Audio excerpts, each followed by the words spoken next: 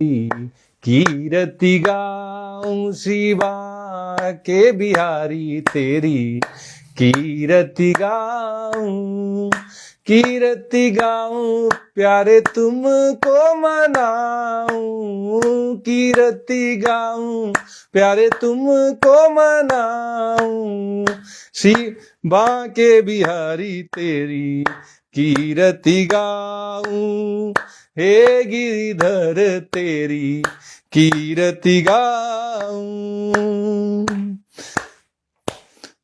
मोर मुकुट प्यारे शीस पे सोहे, मोर मुकुट प्यारे शीस पे सोहे, प्यारी बंसी मेरो मन मोहे, प्यारी बंसी मेरो मन मोहे, देख छवि बलि हारी जाऊं, देख छवि बलि हारी जाऊं, शिवा के बिहारी तेरी कीरति गाऊं, शिवा के बिहारी तेरी कीरति गाऊं, हे गिरिधर तेरी कीरति गाऊं, हे गिरिधर तेरी कीरति गाऊं।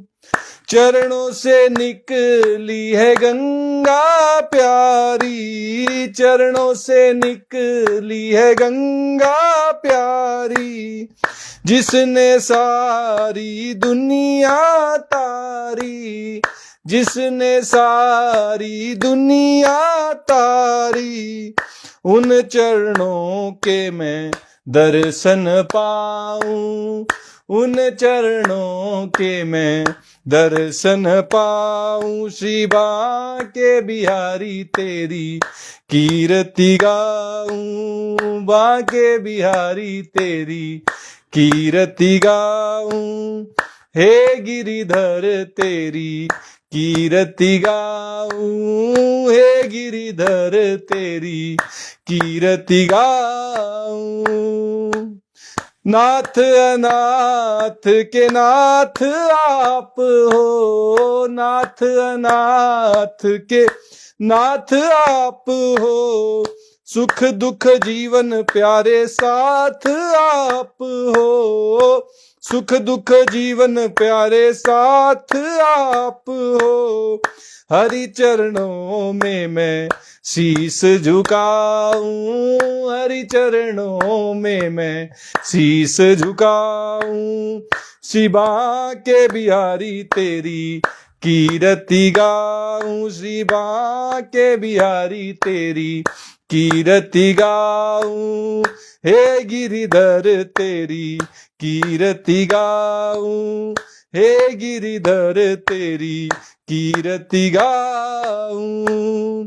श्री हरिदास के प्यारे तुम हो, श्री हरिदास के प्यारे तुम हो, मेरे मोहन जीवन धन हो, मेरे मोहन जीवन धन हो, देख युगल छवि बलि बलि जाऊं, देख युगल छवि बलि बलि जाऊं, शिवा के बिहारी तेरी कीरति गाऊं, शिवा के बिहारी तेरी कीरति गाऊं, हे गिरिधर तेरी कीरति गाऊं, हे गिरिधर तेरी कीरति गाऊं, श्याम सुंदर तेरी कीरति गाऊं, मदन गोपाल तेरी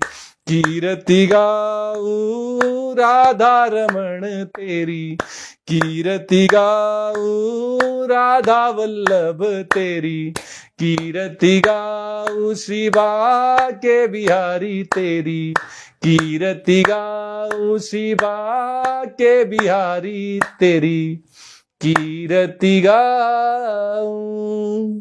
जय श्री कृष्णा।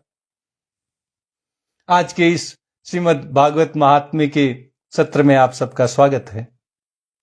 कल हम जब श्रीमद् भागवत महात्म्य की कथा कह रहे थे तो वहां आत्मदेव जी, जो एक बड़े ही विद्यावान पंडित हैं, जिनके कोई संतान नहीं है, वे अपना दुखड़ा सन्यासी के सामने रो रहे थे।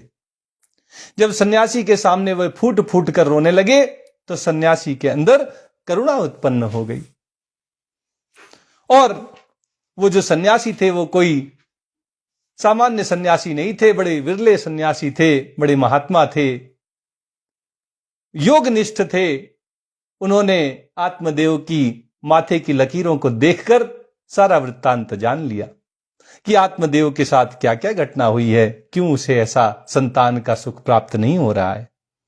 और फिर वे सन्यासी महात्मा आत्मदेव पंडित को वह सारी कथा विस्तार से बताना प्रारंभ कर देते हैं।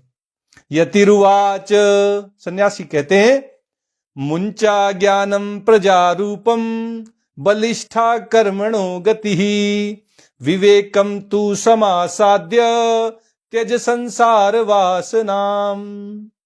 सन्यासी कहते हैं कि हे ब्राह्मण देवता, इस प्रजा प्राप्ति का मोह त्याग दो।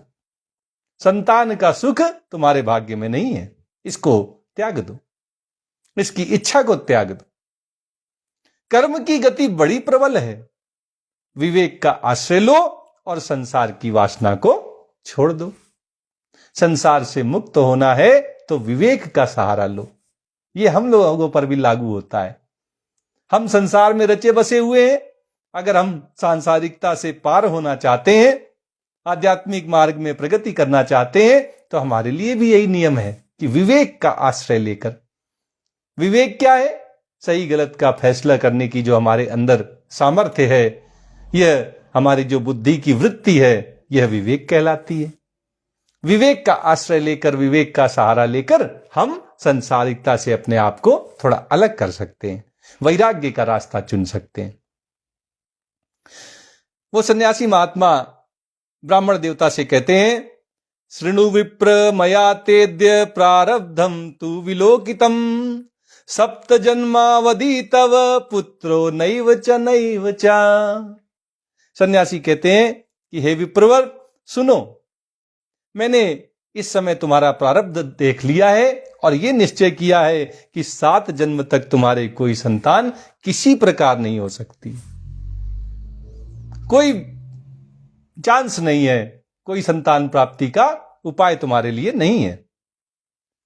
संतते सगरो दुखम अवापांग पुरा तथा रे मुंचाद्य कुटुंबासाम संन्यासे सर्वथा सुखम। जो ज्ञानी महात्मा होते हैं, वे अगर किसी को कोई निगेटिव बात बताते हैं, नकारात्मक कोई बात बताते हैं, तो साथ ही उसके नकारात्मकता को खत्म करने का एक उपाय भी बता देते हैं, ताकि वो व्यक्ति डिप्रेशन में ना जाए, शोकग्रस्त ना हो, विषादग्रस्त ना हो। सन्यासी महात्मा ने भी ये तो कह दिया कि तुम्हारे 7 जन्मों तक कोई पुत्र नहीं होगा, पुत्री नहीं होगी, संतान नहीं होगी। लेकिन आत्मदेव कहीं इस बात को सुनकर विषादग्रस्त ना हो जाएं, डिप्रेशन में न चले जाएं, इसलिए वो सन्यासी महात्मा कहने लगे कि पूर्व काल में पहले भी राजा सगर एवं अंग को संतान के कारण बड़ा दुख उठाना पड़ा था, उन्हें दुख भोगना पड़ा था। अपने बच्चों के कारण ही तो उनकी दुर्गति हुई थी। इसलिए हे ब्राह्मण, अब तुम कुटुंब की आशा को छोड़ दो, सन्यास में ही सब प्रकार का सुख है।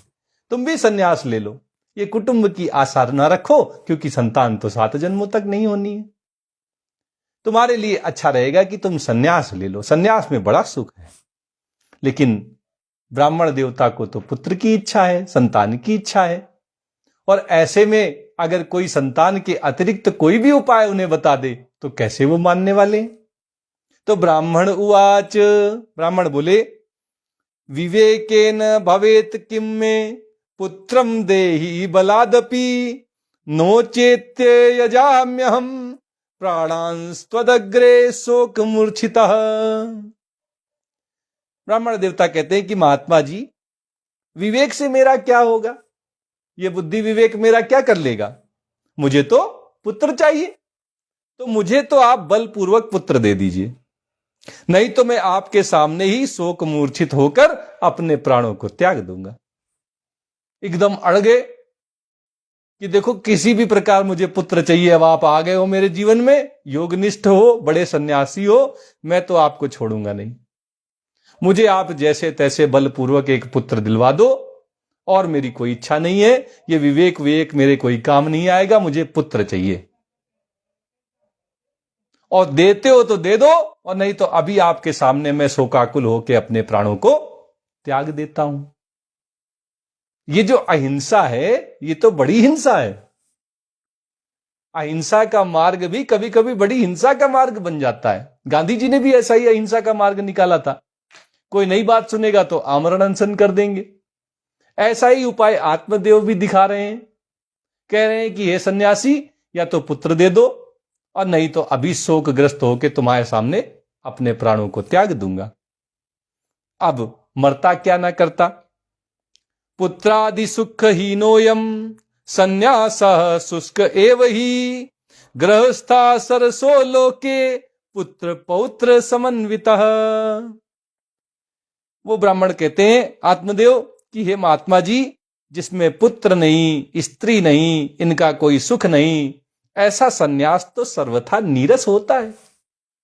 सन्यास में कौन सा सुख है? आप तो कह रहे हो सन्यास में बड़ा सुख है, सारे सुख हैं। अरे कैसा सुख है सन्यास में? न पत्नी का सुख, न पुत्र का सुख, न पुत्री का सुख, तो कैसा ये सुख है सन्यास में? ये तो बड़ा नीरस है। लोक में सरस तो पुत्र पौत्रादि से भरा पूरा गृहस्थाश्रम ही है। ये कोई नियम नहीं है, आप इस नियम को अपने जीवन में मत लागू कर लीजिएगा। ये तो आत्मदेव की व्यथा है, और व्यथा जो है वो सिद्धांत नहीं बन जाती।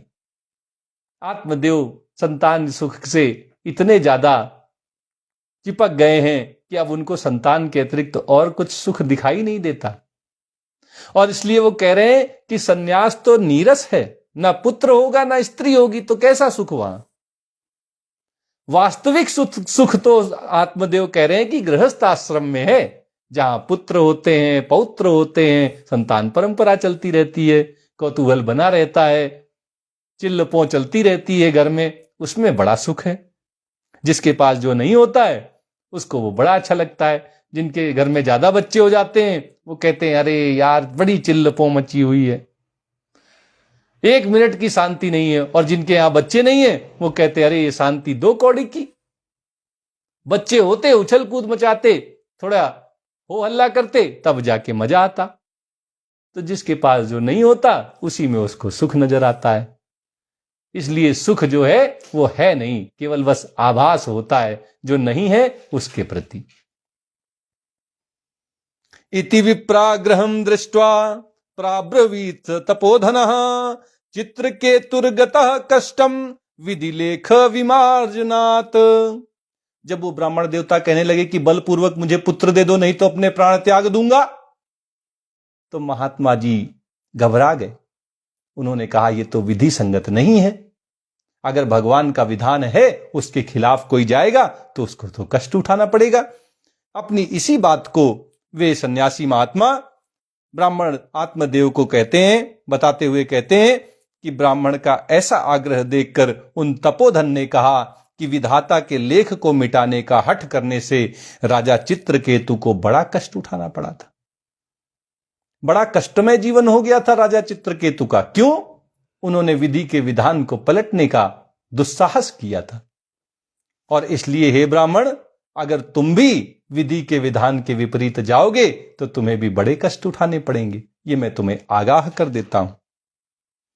न यास्यसि सुखम पुत्राद यथा दैव हतोद्यमः, अतो हठेन युक्तोसि ह्यर्थिनम किम वदाम्यहम्। तुमने तो बड़ा हठ पकड़ रखा है, और अर्थी के रूप में तुम मेरे सामने उपस्थित हो। ऐसी दशा में मैं तुमसे क्या कहूं? तुम पहले निश्चय कर लो भाई, कष्ट तो भोगने पड़ेंगे, विधि के विधान के खिलाफ जा रहे हो। अब मेरे सामने तो अर्थी बन के पड़ गए हो, मुझे जाने नहीं दे रहे हो, तो अब मैं कहूं क्या तुमसे? तुम ही को निर्णय लेना है कि तुम विधि के विधान के खिलाफ जाना चाहते हो या विधि के विधान के हिसाब से चलना चाहते हो। तस्याग्रहं समालोक्य फलमेकं सदत्तवान्, इदं भक्षय पत्न्या त्वं ततः पुत्रो भविष्यति। लेकिन जब आत्मदेव नहीं माने, उन्होंने संतान प्राप्ति का हठ तो धारण कर ही रखा था, तो सन्यासी महात्मा को झुकना पड़ा।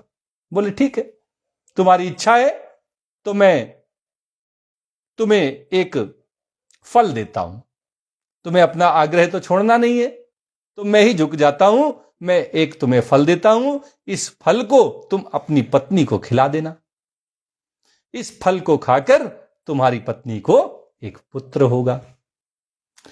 लेकिन कुछ बातों का ध्यान रखना पड़ेगा। क्या बातें ध्यान रखनी होंगी? सत्यम शौचम दया दानम एक भक्तम तु भोजनम वर्षावधि स्त्रिया कार्यम तेन पुत्रोति निर्मल।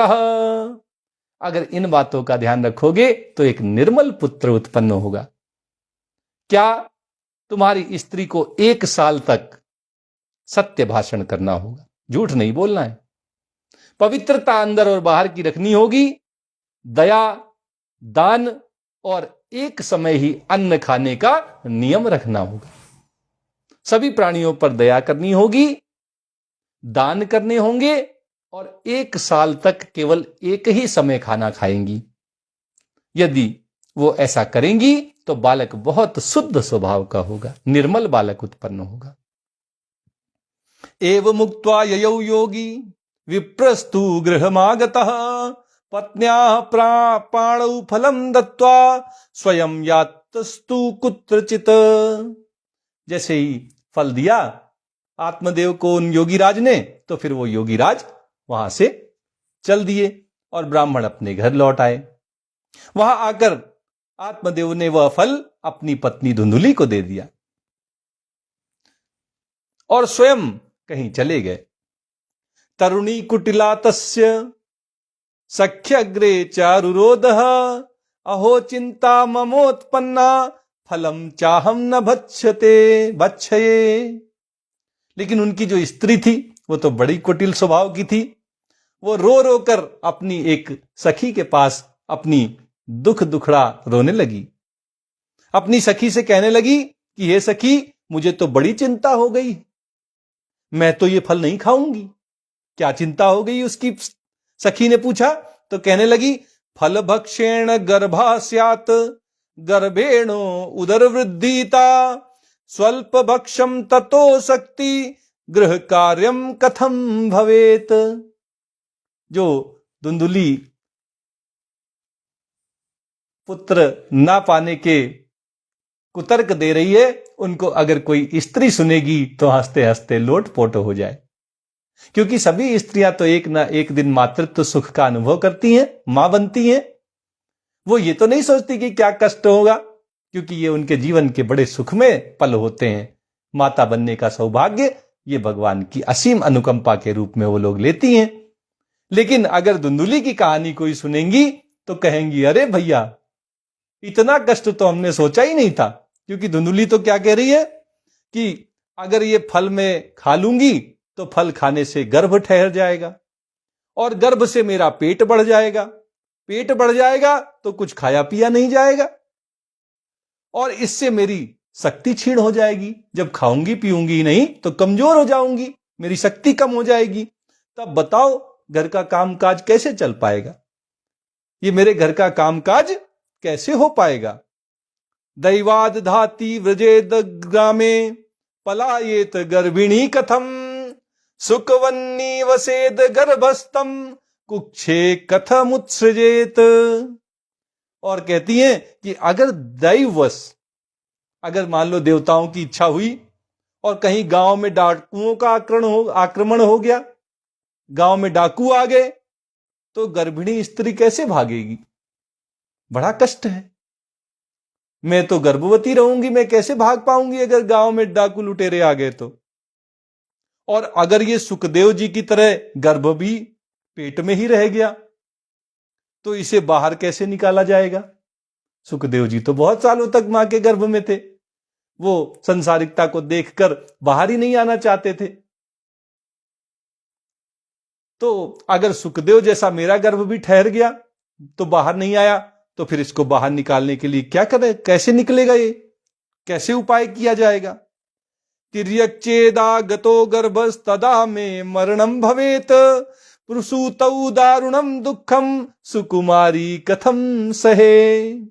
धुंधुली कहती है, और कहीं प्रसव काल के समय ये टेढ़ा हो गया तो फिर प्राणों से ही मुझे हाथ धोना पड़ेगा, मैं तो मर जाऊंगी अगर ये पेट में ही उल्टा पुल्टा हो गया तो। और यूं भी प्रसव के समय बड़ी भयंकर पीड़ा होती है, मैं तो बड़ी सुकुमारी हूं, भला ये सब कैसे सह पाऊंगी, मैं तो भाई प्रसव पीड़ा नहीं सह पाऊंगी। मंदायाम मई सर्वस्वम ननांदा संगरे तदा सत्य शौचादि नियमो दुराराध्या सदृश्यते। और जब मैं दुर्बल पड़ जाऊंगी तब ननद रानी आकर घर का सब माल मसाला समेट कर ले जाएंगी। बड़ी चिंता है धुंधली को कि अगर मेरी शक्ति कमजोर पड़ गई तो मेरी ननद आ जाएगी घर में और मेरे घर का सारा सामान बटोर के ले जाएगी, और मुझसे तो ये सत्य, शौच, दया, दान और एक समय का खाना, ये सब नियमों का पालन भी बड़ा कठिनाई से हो पाएगा, बड़ा कठिन मुझे ये सब जान पड़ता है। लालने पालने दुखम प्रसूतायाश्च वर्तते वंध्या वा विधवा नारी सुखिनी चेती में मति। अपनी सारी व्यथा सुनाने के बाद धुंधुली कहती हैं कि जो स्त्री बच्चा जनती है, बच्चा पैदा करती है, उसे बच्चा पैदा होने के बाद भी सुख नहीं मिलता। बच्चा का लालन पालन करना भी बड़ा कष्टकारी होता है, और इसलिए वो इस निष्कर्ष पर पहुंचती है कि मेरे विचार से तो या तो बांझ रहे या विधवा हो जाए। स्त्रियां वही सुखी हैं जो बांझ हैं या तो जो विधवा हैं। मतलब जिनके जीवन में बच्चा पैदा होने की कोई संभावना नहीं है, वही सबसे सुखी हैं, ऐसा आज धुंधुली समझ रही है, सोच रही है, ऐसे विचार उसके मन में आ रहे हैं। एवं कुतर्क योगेन तत्फलम नैव भक्षितम पत्या पृष्ठम फलम भुक्तम भुक्तम चेती तयेरितम। मन में ऐसे तरह तरह के जब धुंधुली के कुतर्क उठने लगे तो उसने वो फल नहीं खाया।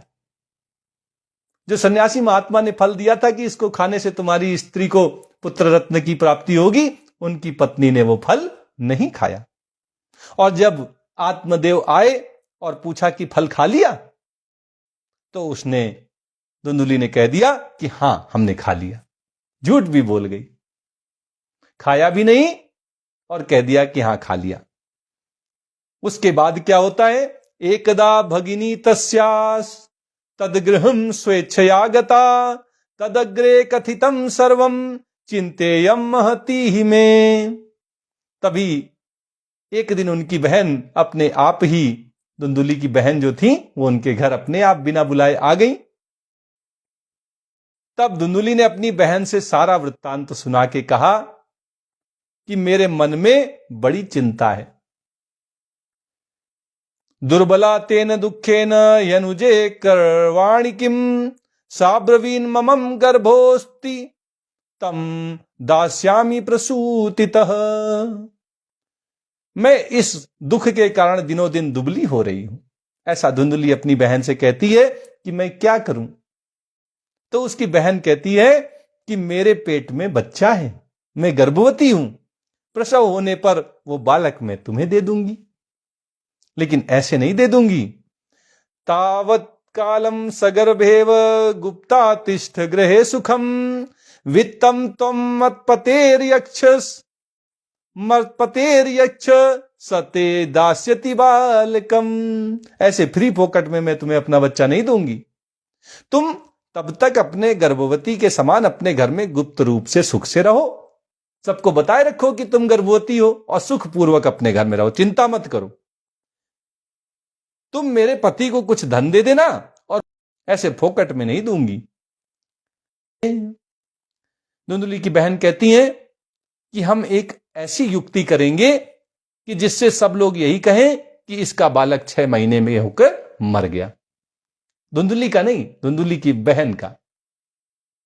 वो ऐसी युक्ति करेगी कि कोई पूछेगा कि अरे तुम्हें तो बच्चा हुआ था, तो बता देंगे कि हमारा 6 महीने का बच्चा खत्म हो गया, नहीं रहा। और फिर मैं नित्य प्रति तुम्हारे घर में आकर उस बालक का लालन पोषण कर दूंगी। तुम्हें चिंता नहीं करनी पड़ेगी, मैं आके समय से उसका लालन पालन करती रहूंगी। फलमर्पयेद्धेन वै त्वं परीक्षार्थम तु सांप्रतम तत्तदाचरितम सर्वम तथैव स्त्री स्वभावतः। और उनकी जो बहन थी धुंधुली की, उन्होंने एक और शिक्षा दे दी धुंधुली को। कहा कि तुम इस समय इस फल की जांच करने के लिए ये फल गाय को खिला दो। फल किसको दे दो? गाय को दे दो। अब ब्राह्मणी का जो धुंधुली का जो स्वभाव है वो तो स्त्री का स्वभाव है, तो स्त्री स्वभाववश जो जो उसकी बहन ने कहा वैसा वैसा धुंधुली ने कर दिया। अथ कालेन सा नारी प्रसूता बालकम तदा आनीय जनको बालम रहस्य धुंधुलीम ददौ। जैसे जैसे समय बीता, तो जब समय आया तो धुंधुली की बहन को एक पुत्र हुआ। तब उसके पुत्र के पिता ने, धुंधुली के बहनोई ने, तब उन चुपचाप लाकर अपना बच्चा धुंधुली को दे दिया। और तया च कथितम भत्रे प्रसूत सुखमर्भक लोकस्य सुखमुत्पन्न मात्मदेव प्रचोदयात्। और धुंधुली ने अपने पति आत्मदेव को सूचना दे दी कि मेरे सुखपूर्वक बालक हो गया है, मैं मां बन गई हूं। इस प्रकार आत्मदेव के पुत्र हुआ सुनकर सब लोगों को बड़ा आनंद हुआ। बहुत सालों से सभी प्रतीक्षा कर रहे थे, सबकी प्रतीक्षा मानो पूर्ण हो गई। आत्मदेव को पुत्र हुआ है ऐसा समाचार जैसे ही समाज में फैला, सब लोग हर्षोल्लास में डूब गए। ददौदानम द्विजातिभ्यो जात कर्म विधाय च गीतवादित्र घोषो भूत द्वारे मंगलम बहु। तब आत्मदेव ब्राह्मण ने उसका जात कर्म संस्कार करके ब्राह्मणों को दान दिया और उसके द्वार पर गाना बजाना अनेक प्रकार के मांगलिक काम होने लगे। जितने मांगलिक कार्य हैं वे सब आत्मदेव के घर में होने लगे। भ्रतुरग्रे ब्रवीद्वाक्यम स्तन्यम नास्ति कुचे मम अन्यस्तन्येन निर्दुग्धा कथम पुष्णामि बालकम। धुंधुली ने अपने पति से कहा कि मेरे स्तनों में तो दूध ही नहीं है, फिर गौ आदि किसी अन्य जीव के दूध से मैं इस बालक को किस प्रकार पालन करूंगी? मेरे तो दूध नहीं हो रहा है, अब मैं इस बच्चे को कैसे पालूंगी? गाय का दूध पिलाऊं या किसी और का दूध पिलाऊं? कैसे इसको मैं पालूं? मत्स्वसुश्च प्रसूताया मृतो बालस्तु वर्तते तामा कार्य गृहे रक्ष सातेर्भम पोषयिष्यति। और साथ में एक बात और कह दी आत्मदेव से कि मेरी बहन को अभी अभी बालक हुआ था, लेकिन वो बालक मर गया है। अगर आप कहो तो उसे बुलाकर अपने यहां रख ले, तो वो आपके इस बच्चे का पालन पोषण कर लेगी। अगर आप कहो तो मैं अपनी बहन को बुला लूं, उसका बच्चा तो मर गया है, वो हमारे बच्चे का पालन पोषण कर देगी, उसको दूध पिलाएगी। पतिना तत्कृतम सर्वम पुत्र रक्षण हेतवे पुत्रस्य धुंधुकारीति नाम मात्रा प्रतिष्ठितम।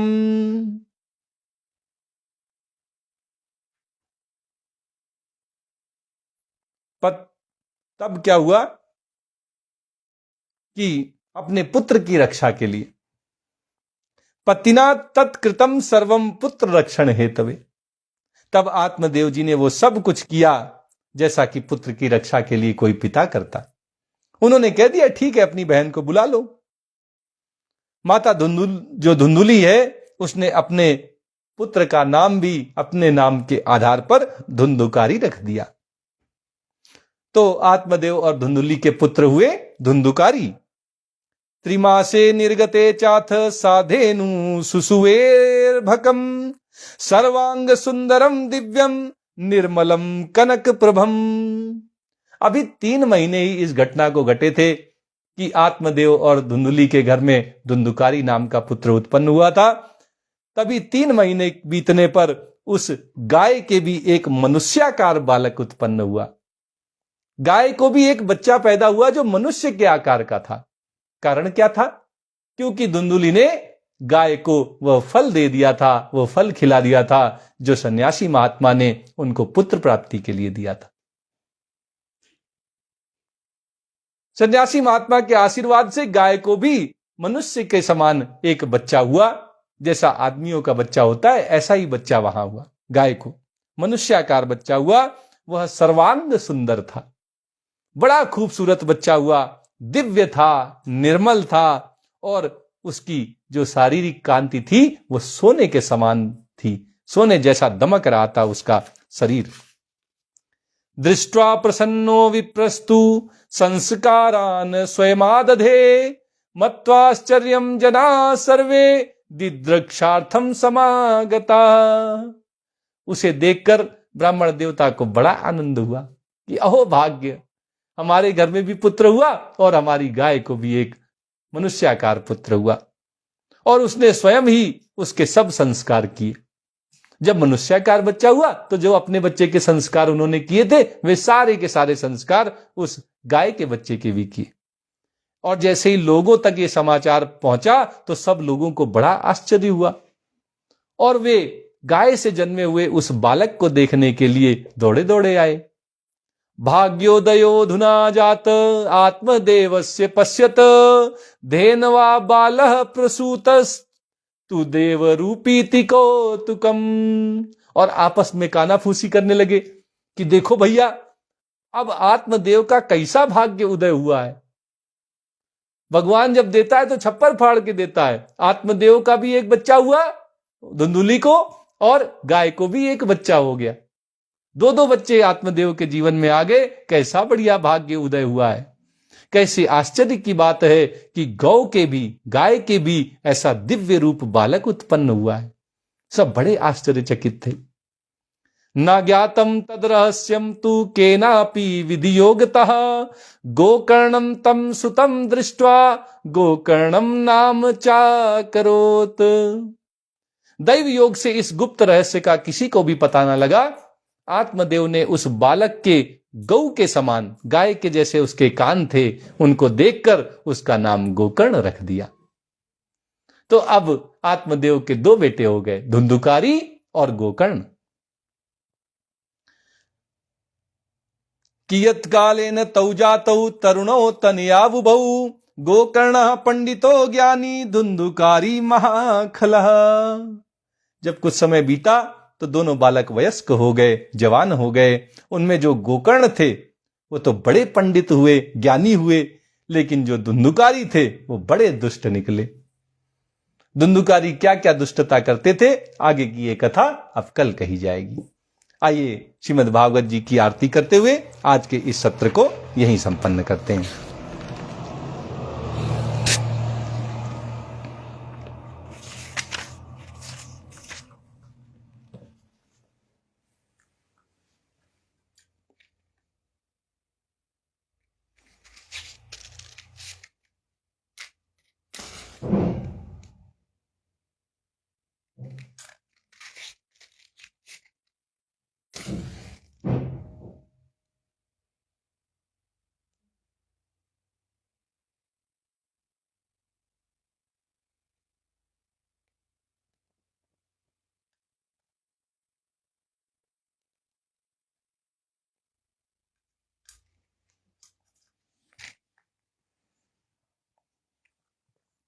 श्री भागवत भगवान की है आरती, पापियों को पाप से है तारती।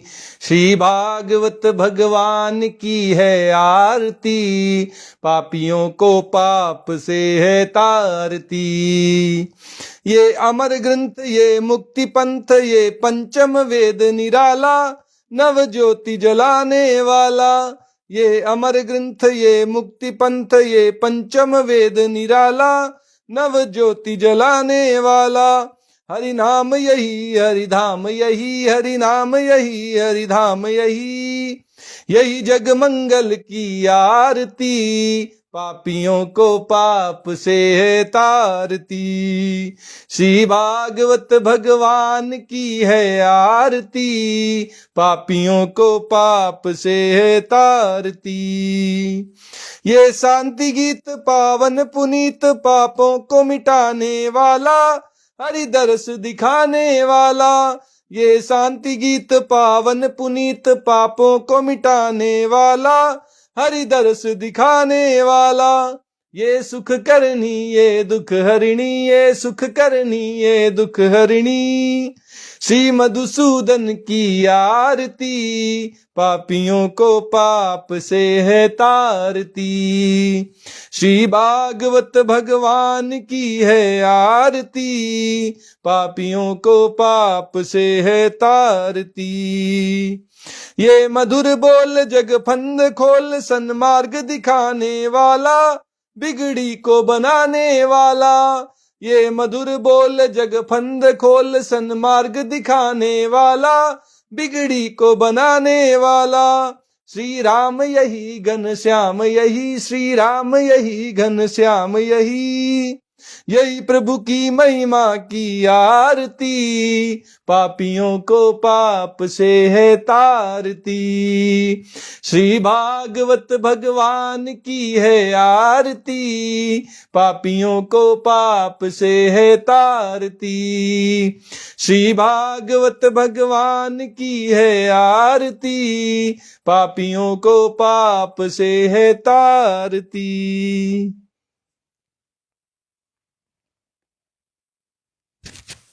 जय श्री कृष्णा, जय श्री कृष्णा।